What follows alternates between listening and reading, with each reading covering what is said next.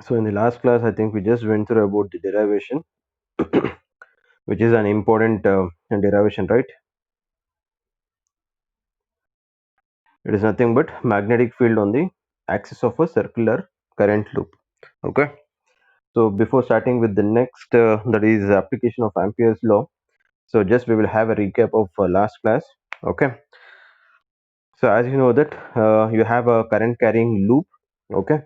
So you have considered A as the radius of the loop. So you need to calculate the magnetic field at point P. Okay. So let us say that point P is situated at a distance r from the center of the coil, and the vector S denotes the position vector. Okay. So in order to calculate the magnetic field at the point P, so we are just making use of the Biot-Savart law, right? So by making use of that Biot-Savart law, as you can see there, the formula is dB is equal to mu naught by 4 pi IDL sine theta divided by S square, right? So you can see the value of theta between dl vector and S. Okay, so it is 90 degree. So if you substitute the value of theta as 90, okay, the dB value comes out to be as mu naught by 4 pi into IDL divided by S square. Okay, so now to find the magnetic field at the point P, to find the direction of the magnetic field at point P, so it will be directed in which direction it will be directed. So the direction of magnetic field at point P will be perpendicular to the current element dl and the position vector. So the direction you can see there, it is along the PQ, right? So next what we have done is we have just taken the angle phi here. Okay, this is the angle phi. So if this is angle phi, obviously even this should be the angle phi here. Okay, so if you just resolve this q, okay, that is the direction of magnetic field dB along q into, if you resolve that into two components, so one will be along dB cos alpha and one will be along dB sin phi. Okay, dB cos phi and dB sin phi. So as you know that dB sin phi will be along the direction of P. Okay, that is it will be along the axis of the loop. So dB cos phi will be perpendicular to the axis of the loop, right? Similarly, if you take a small element which is diametrically opposite to that of first what you have taken, that is this one. Okay, so the same thing, you are going to get the direction of magnetic field at point P will be along q dash. So if you resolve that dB vector which is directed along the PQ dash, so one you are going to get dB cos phi and one is along the dB sin phi. So since dB cos phi are perpendicular, okay, I mean they are perpendicular to the axis of the loop and both are same in magnitude and opposite in direction, so dB cos phi get cancelled out. Only the thing is the dB sin alpha get added there. Okay, so hence dB sin alpha is a component which adds to the magnetic field at the point P. Okay, which contributes to the magnetic field at point P. So integrating that, you are going to get the total magnetic field as vector B is equal to integral of dB sin phi. That is nothing but integrating is nothing but just we have taken a small element here, right, in the loop. Integrating the dB sin alpha is nothing but you are calculating the magnetic field at point P due to this whole loop. Okay, whole current carrying loop. So B is equal to integral of dB sin phi. So next is take any one of the triangle, that is OPI or PI, sorry, POI. Consider the triangle and find the value of sin phi. So you are going to get the value of sin phi as A by S. Okay, next is nothing but if you substitute sin phi value in this equation, so you are going to get the value of dB as dB is equal to mu naught by 4 pi IDL divided by S square, right?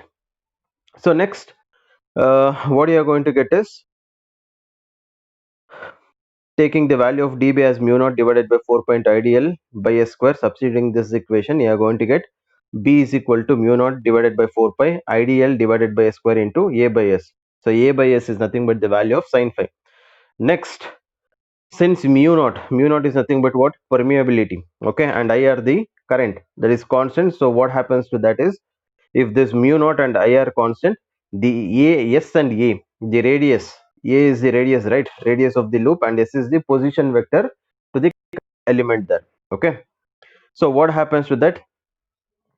Both remains the same for a circular loop. Okay, so if that is the case, you can write this equation as b is equal to mu naught ia divided by 4 pi s cube integral of dl. Okay, we are going to integrate the dl there.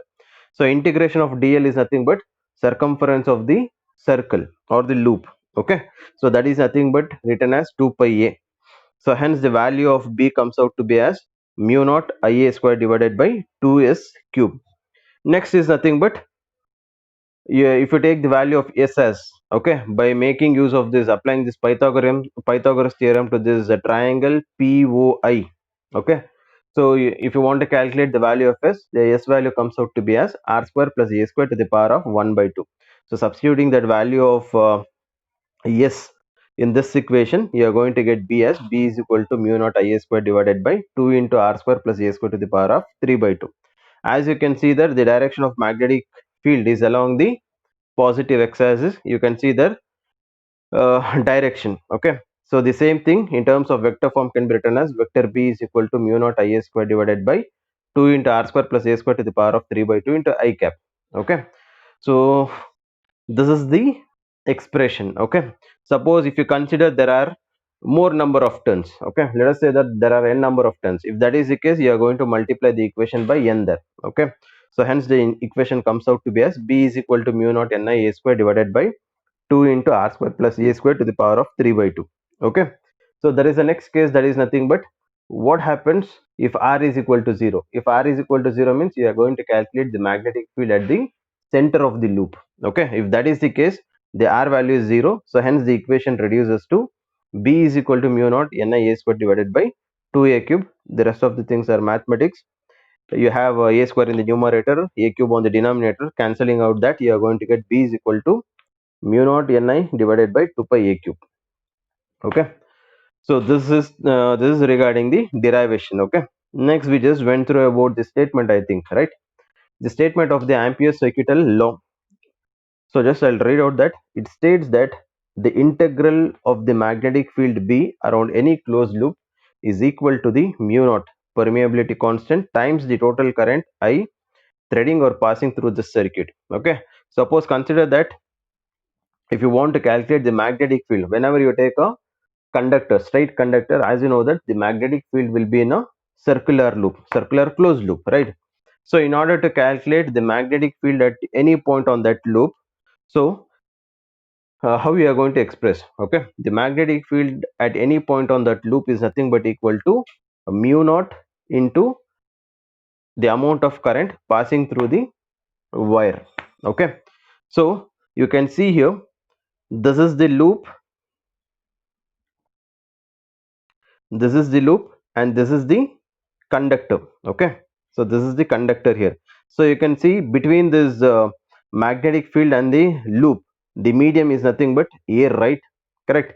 So hence we are going to multiply that uh, b naught in terms of mathematical form. Ampere circuital law can be expressed as closed integral of vector b dot vector dl is equal to mu naught I. Okay, so this is regarding the equation of the Ampere circuital law. So next, coming to this application of Ampere circuital law. See here, the first one is nothing but it is Ampere's law to a straight conductor. Okay, you can see in the figure here, you have a straight conductor. So obviously the magnetic field will be in a circular form. Okay, so let us say that you need to calculate the magnetic field at any point on that loop.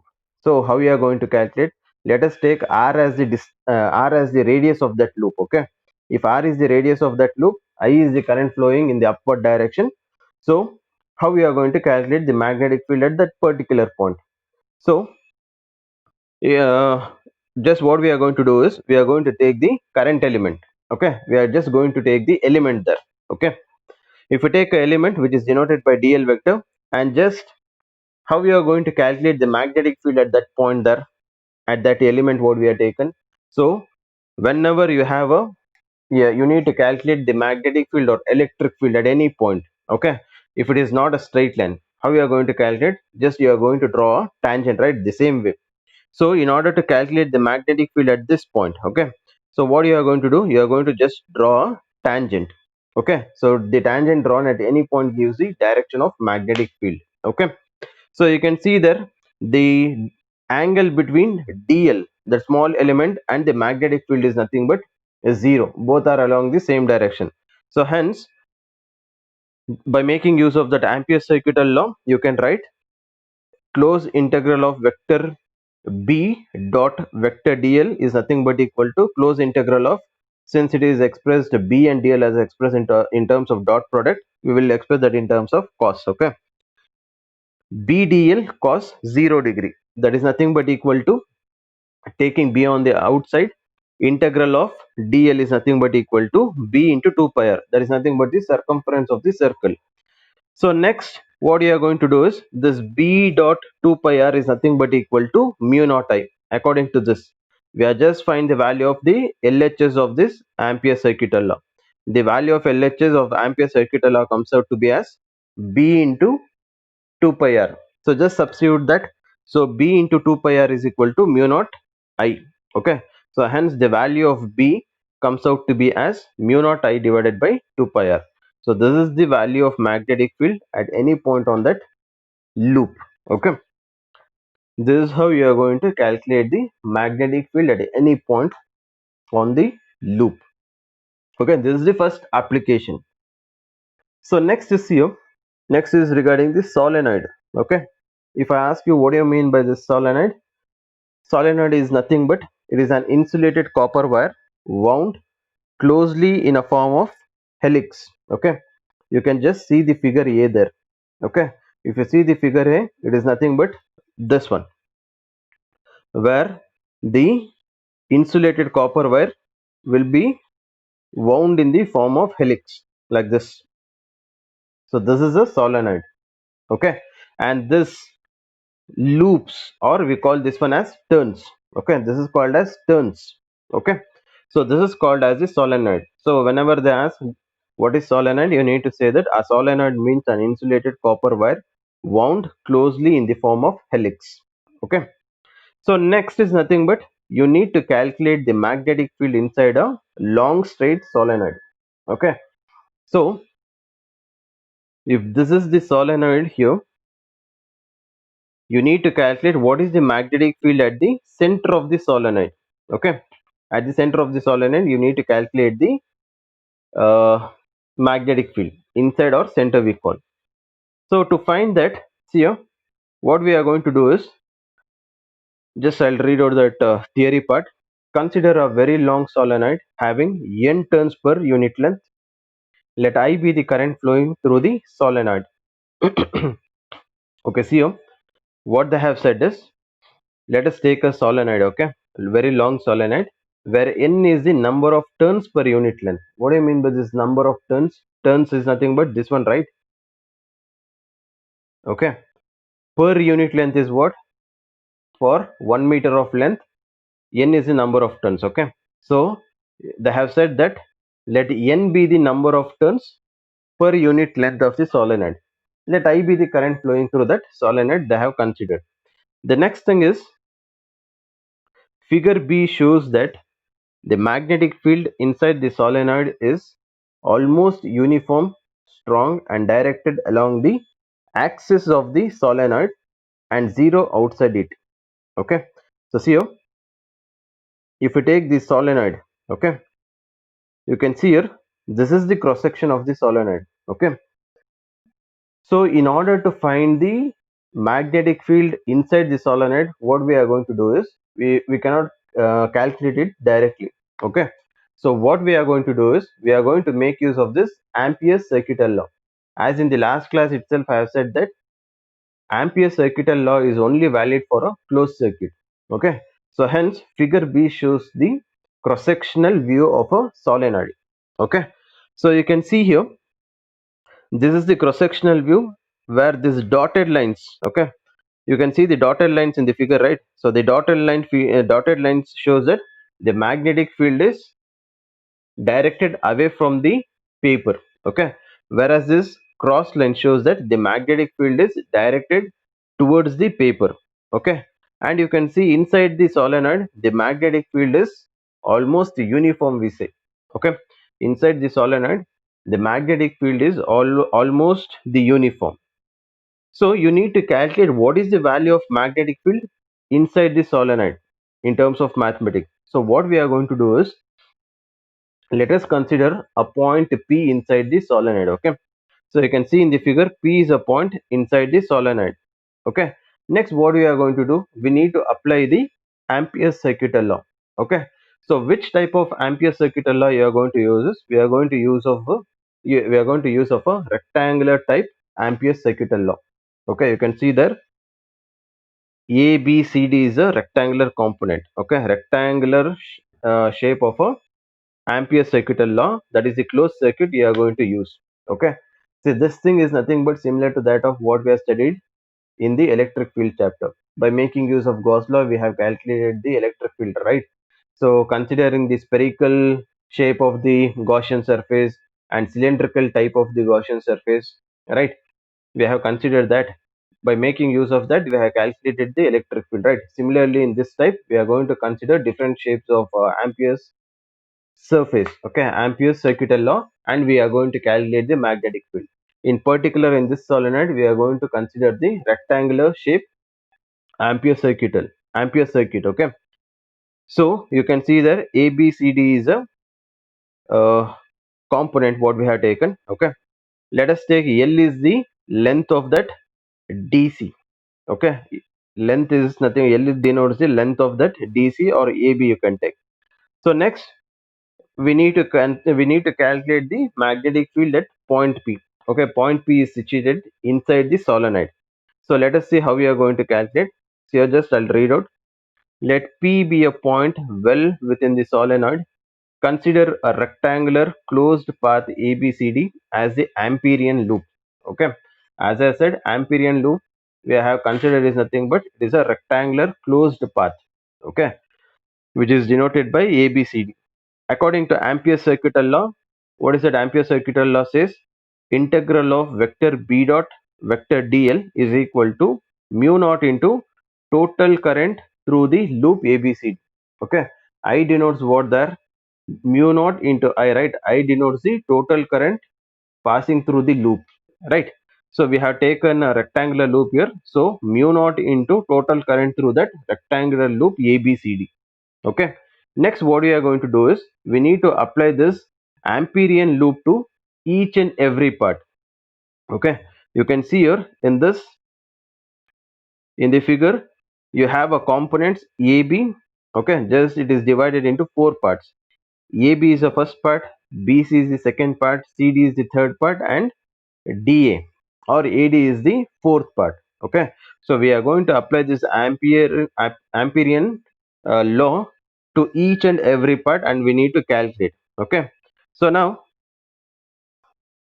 so let us apply this Ampere circuital law to each part. Okay, so you can see here, close integral of vector dot close inter sorry closed integral of vector B dot vector dl is equal to integral of A to B, that is the first component we have taken, or the first part AB, vector B dot vector dl plus next BC, vector B dot vector dl plus integral of C to D, vector B dot vector dl plus from D to A, vector B dot vector dl. Okay, so see here, now since vector D dot vector dl is a dot product, right? So that dot product is expressed in terms of BDL cos theta, right? So BDL cos theta. Let us see the components which makes an angle of 90 degree here. You can see here this BC component. Okay, so this BC component and AD component or DA component makes an angle of 90 degree. Okay, it is nothing, it is just like nothing here. Let us take this small element here. Okay, so you can see the DL component is directed along the upward direction, whereas the magnetic field is directed along the right side. So the angle comes out to be as 90 degree. So similarly, if you take this dA component, the current is directed along downward, whereas the magnetic field is directed along the right side. So both makes an angle of 90 degree. So cos 90 is nothing but equal to 0, right? So hence you can just eliminate that component B to C and uh, B to C as B to C and A to D is nothing but makes an angle of 90 degree. So the magnetic field comes out to be as 0 there. Okay, just eliminating this part here. So let's here just I'll highlight it that this BC, okay, and this AD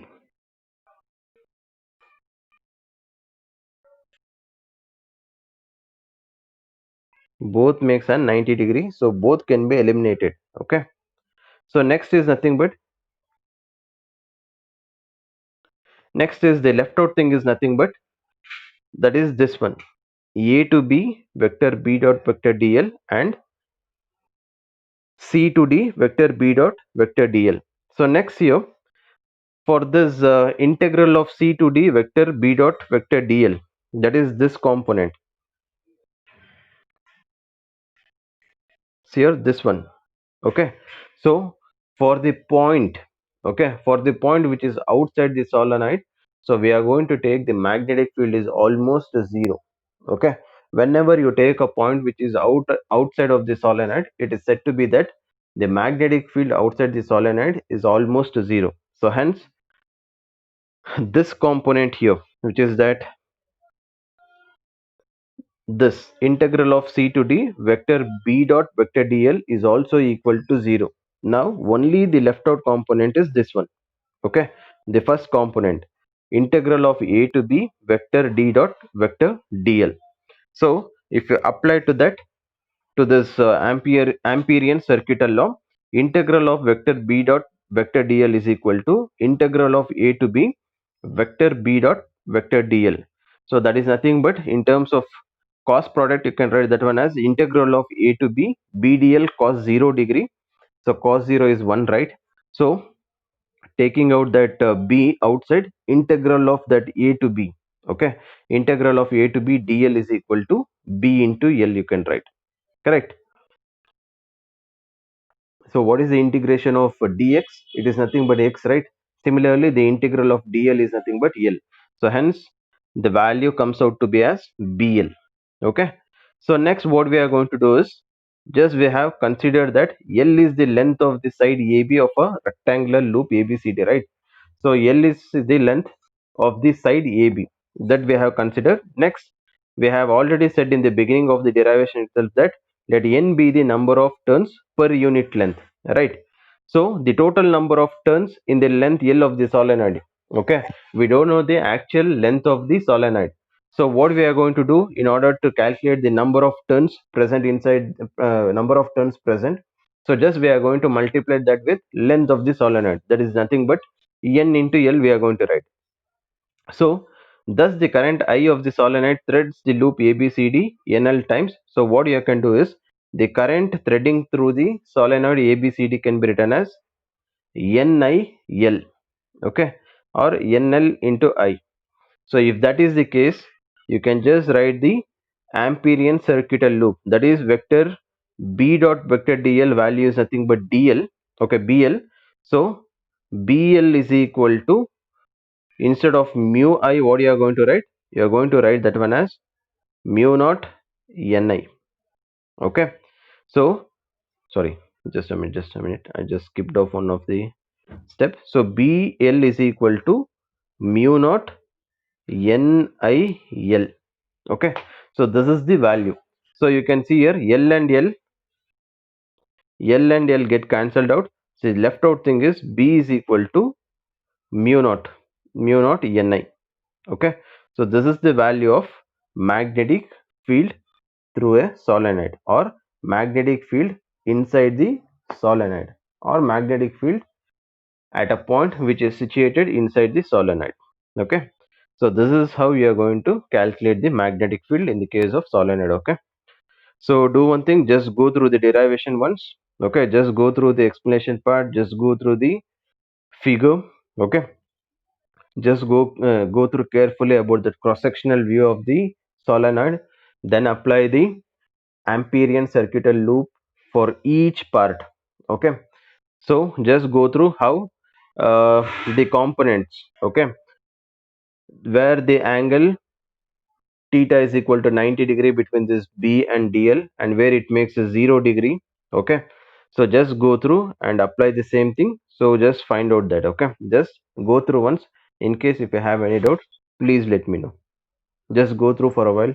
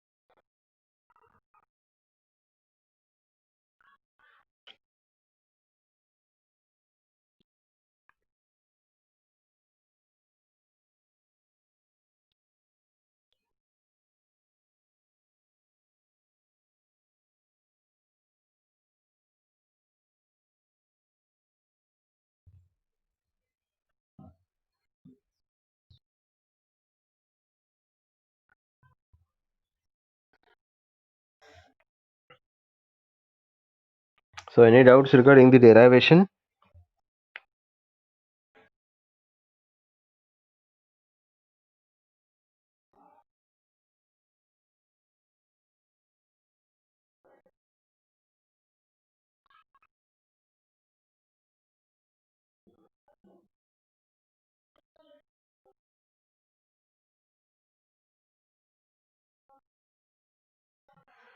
Okay, fine.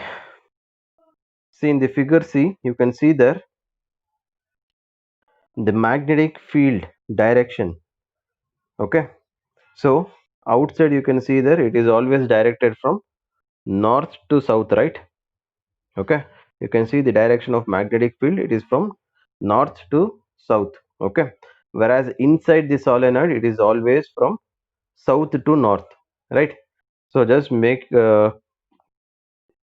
go through it. So the direction of, I think this thing you have studied in your lower classes itself, so let me explain. Okay, so the magnetic field outside, it will be directed from north to south. Okay, whereas it is inside, it is always from south to north direction. Okay, so that is the direction of magnetic field. I think you people have understood this derivation, right? So any doubts, you can please ask. Okay, so see you next, we will move to the next derivation, that is nothing but magnetic field due to a toroidal solenoid. Okay, we call a toroid. So if you ask this, what do you mean by this toroid? See there, a solenoid bent into a form of a closed ring is called a toroidal solenoid. Okay, you have a solenoid, right? I think now you have some idea about this solenoid, right? How it looks. Okay, The same solenoid, if you take and if you bend it into a form of circular, okay, in a form of closed ring, that itself is called as a toroid. Okay, just you can see in the figure A, it is nothing but a solenoid, but it is formed, I mean it is bent in a form of closed loop. Okay, that itself is called as the toroid. You can see the direction of current there.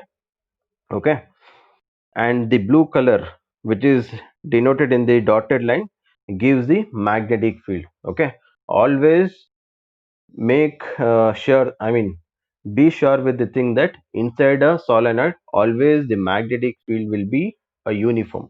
Okay, so the next thing is in the figure B, you can see that it is a cross sectional view of the toroid. It is a cross sectional view of the toroid. So you can see the dotted line, that is nothing but the magnetic field is directed away from the paper, whereas the cross line denotes the magnetic field is directed towards the paper, inside the paper. Okay, and now you need to calculate what is the magnetic field inside the toroid and outside of the toroid and interior of the toroid. Okay, so let us start with the explanation of this figure. See there, just I'll read out. Consider a toroid having n turns per unit length. Let I be the current flowing through the toroid as shown in the figure B. The magnetic field B has a constant magnitude everywhere inside the toroid, while it is zero in the open space, that is interior and exterior to the toroid. By symmetry, the magnetic field should be tangential to them and constant in magnitude for each of the loop. Okay, so see here, as I said, always inside the solenoid, okay, or toroid, the magnetic field is a constant. Okay, and it is said that, as we know that in the case of solenoid, we said that the magnetic field outside the solenoid, okay, the point which is considered outside the solenoid, the magnetic field at that point which is outside the solenoid is nothing but zero. The magnetic field outside the solenoid is always zero. Okay, so the same thing we are going to apply here. Okay, the first point what we are going to take is, it is the interior of the toroid. Next is exterior of the toroid. So you can see the magnetic field interior of the toroid and the exterior of the toroid is nothing but equal to zero. Okay, it is said that. Next we need to prove it mathematically. So to prove that here, let us take the case 1. Okay, for points in the open space interior to the toroid. Okay, see, you can see here in the cross sectional view, that is figure B, we have taken a point O. Okay, O is the point, that is the center, okay, of the toroid. So now what we need to do is, we need to consider a point, okay, inside this interior of the toroid, so that we need to calculate the magnetic field there. Okay, so let us consider a Amperian loop. Okay, so let us consider a Amperian loop. See the if I just go through the explanation part, that will be easy for you, I think. Okay, first let us go through the explanation part. Let B be the magnitude of the magnetic field along the Amperian loop 1 of radius r1. Okay, so see here, what we are going to do is, we need to calculate the magnetic field that is interior of the toroid. So interior is nothing but this is the interior. Okay, so you can see there, P is a point where you need to calculate the magnetic field. Okay, so this is the Amperian loop of radius r1. Okay, and P is a point where you need to calculate the magnetic field. Okay, so the magnetic field at point P comes out to be as 0. Why is that 0? It is 0 because you can see here that Amperian loop, what you have considered, the first one, okay, Amperian loop of radius r1, do you find any current element there? Okay, do you have any current element there? So there is no current element there. Okay, so if there is no current element there, the value of I is nothing but it is considered as 0 there. Okay, you can see in this line here, that is this line. See, as the loop encloses no current, so I is equal to 0. Okay, that loop doesn't consist any current, right? So the value of I comes out to be 0 there. So if I is equal to 0, what happened? The Amperian circuital law comes out to be as 0. Integral of vector b dot vector dl is equal to 0, or you can say as b is equal to 0. In simple words, only if there is a current, there is a presence of magnetic field, right? So if there is no current, no magnetic field, right? So the first Amperian loop of radius r1 doesn't have any current there. So since I is equal to 0, so obviously b should be 0. So that is nothing but where the magnetic field is 0, interior of the toroid. Okay, so the next case is nothing but it is regarding for points inside the toroid. Okay, that is the inside of the toroid I'm talking. So just I'll read out that let B be the magnitude of magnetic field along the Amperian loop 2 of radius r. Since the angle theta between vector B and vector dl is 0, hence integral of vector B dot vector dl is equal to integral of close integral of B dl cos 0 degree. That is nothing but in close integral of B dl is equal to B close integral of dl. Okay, so see here the next step is nothing but written as integral close integral of vector b dot vector dl is equal to b into dl is taken as the circumference of the circle of radius r. Okay, so if you substitute the value of that circumference of radius r, the value of that comes out to be as close integral of vector b dot vector dl is equal to b into 2 pi r. So in coming to the figure, you can see there, so you need to calculate the magnetic field inside the toroid. So consider the Amperian loop of radius r. Okay, you can see the Amperian loop 2, okay, which is of radius r. So as you can see there, if you take a small current element dl, okay, and if you want to calculate the magnetic field to that small current element, how you are going to calculate? You are going to draw a tangent. Okay, so that gives the direction of magnetic field. So the angle between this current element and the magnetic field makes an angle of 0 degree. So substituting that itself, we are going to get this equation here, that is this one. Okay, close integral of vector b dot vector dl is equal to b into 2 pi r. Okay, so next what we are going to do, according to the Ampere circuital law, integral of vector b dot vector dl is equal to mu naught into net current enclosed by the circle of radius r. So what we are going to do, that can be written as mu naught into total number of turns into I. Okay, we don't know what is the number of turns, right? So what we are going to do, we are going to write that one as mu naught into n into I. Okay, so that thing can be written as the same thing what we have done in the solenoid. Integral vector b dot vector dl is equal to mu naught into n into 2 pi r into I. That can be taken as equation 2. Okay, I think we have just ended up. Okay, just a minute, still we have 2 minutes. Okay, so that can be considered as